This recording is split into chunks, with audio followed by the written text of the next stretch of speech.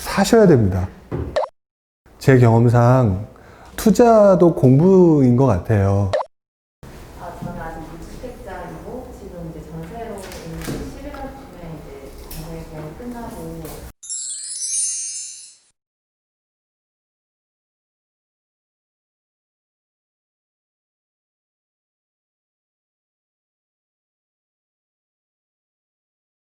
정말 많은 분들이 이거 가지고 고민하시거든요.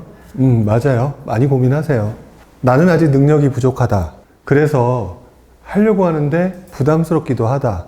그리고 또 부담도 돈 들어가는 것도 또 예를 들어 이자도 내야 되고 되게 부담스럽다. 보통 이렇게 많이 말씀하시고 그러다 보니까 내가 지금 사는 것보다는 뭐 전세에 들어가서 살거나 또는 다른 분들도 그러거든요. 전세에 들어가서 살면서 그 사이에 되게 열심히 공부하겠다. 뭐 이렇게 표현을 하세요. 근데 여러분들 공부할 때 한번 생각을 해보세요. 그 다음에 여러분들 방학 때 기억나시죠? 숙제 언제들 하시던가요? 계약 전날들 하시죠? 제 경험상 투자도 공부인 것 같아요. 근데 어쩔 수 없이 하는 공부예요. 이 어쩔 수 없이 하는 공부가 정말 재밌는 사람들이 몇 명이나 될까요? 별로 없어요. 그래서 언제 하게 되느냐? 내가 급할 때 하는 경우가 많아요. 그래서 저는 개인적으로 이렇게 얘기를 합니다. 투자 공부 되게 열심히 할 건데 내가 너무 부족해서 공부부터 하랍니다. 그럴 때는 분명히 계약 전날 하시게 될 겁니다.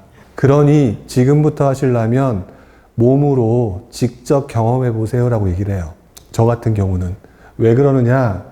세상은요, 그러니까 이렇게 말하면 제가 굉장히 노인네 같죠? 죄송합니다. 네, 사실 이렇게 말씀드리긴 좀 그렇지만 그래도 조금 투자를 조금 해봤다는 입장에서 이 투자하는 세상은요, 여러분들이 공부할 시간을 기다려두지 않아요. 여러분들이 뒤늦게 시작하신 분들이 보면 그때 내가 이렇게 했어야 되는데 라는 생각 때문에 오신 분들 되게 많잖아요. 제가 그 97년, 98년대 처음 할 때도요, 그때도 집 사기가 어려웠어요.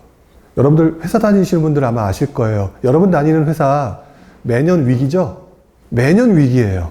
그리고 생각해 보니까 여러분들이 사는 것도 알고 보면 되게 위기예요.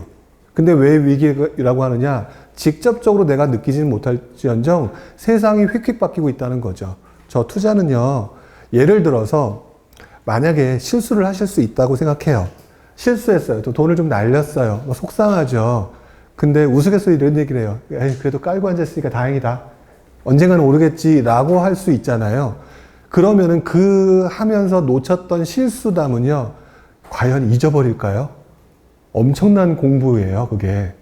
근데 그렇지 않으면 사는 게 바쁘다 보니까 옆에서 투자하는 사람이 막 돌아다니고 뭐 하는 것들 있잖아요. 절대 안 보여요. 그러니까 저는 가능하면 투자는 하시는 게 맞다라고 생각을 합니다. 근데 솔직히 더 말하면 실거주로 집을 먼저 사시는 게 좋다라고 생각을 해요. 물론 어떤 상황인지 뭐 결혼을 하셨는지 기타 등등 그걸 잘 모르겠어요. 중요한 거는 제가 그냥 제 경험으로만 말씀을 드리면 일단 실거주를 해봐야 이 부동산이라는 거를 조금 한번 경험하게 되고요. 그 다음에 거기서 조금이라도 오르거나 이런 거를 보시게 되거나 또는 부동산 시장도 약간 인플레이션을 해지한다고 해서 방어하는 측면이 있어서 그만큼 돈의 가치가 떨어지면 나름대로 그걸 갖다가 받쳐주는 모양을 가지고 있어서 아주 심하게 위험한 자산은 아닌 것 같아요. 주식에 비해서. 물론 주식도 장기적으로 우상향하지만 진폭이 심하잖아요. 근데 부동산은 생각보다 진폭이 그렇게 많지 않았던 것 같아요. 뭐 그거에 대한 또 설명하려면 또 길어지니까 거기까지만 하고요. 중요한 거는 실거주를 하는 과정에서 이런 상황도 발생하거든요. 실거주를 딱 하려고 했더니 이 동네가 도저히 마음에 안 드는 거예요. 진짜 이 동네는 내가 이 동네에서 살 줄은 몰랐어요. 이런 분들 많이 계시거든요. 근데 그 동네 가셔서 3개월만 살면 사랑에 빠져요. 그리고 그 동네 집값 올리기에 열심히 노력하십니다. 그 인간의 심리더라고요. 너무 공감 가지 않으세요? 저도 처음에는 투자를 해보지 않았을 때는 이런 사람들의 심리를 이해를 못했거든요. 집을 한 채를 사잖아요. 이분들이요, 갑자기 재테크 전문가가 되기 시작해요. 부동산 전문가가 되기 시작해요. 우리 집이 도대체 왜 안 올랐는지 궁금하고요. 이 오르지 않는 이 더러운 세상이 싫어요. 뭔가 해야 될 것 같아요. 이런 것도 하고요. 하여튼 그래서 자신도 모르는 상태에서 공부량이 늘어나게 될 것 같아요. 저 역시도 그랬고 그 과정을 통해서 지금 느낌상으로는 어떻게 생각하시는지를 모르겠지만 저 역시도 저는 이제 첫 집을 부천에서 구했었어요. 제가 이제 회사가 부천에서 그때 중동신도시에서 근무를 했기 때문에 그랬는데 저 같은 경우도 굉장히 두려웠던 것 같아요.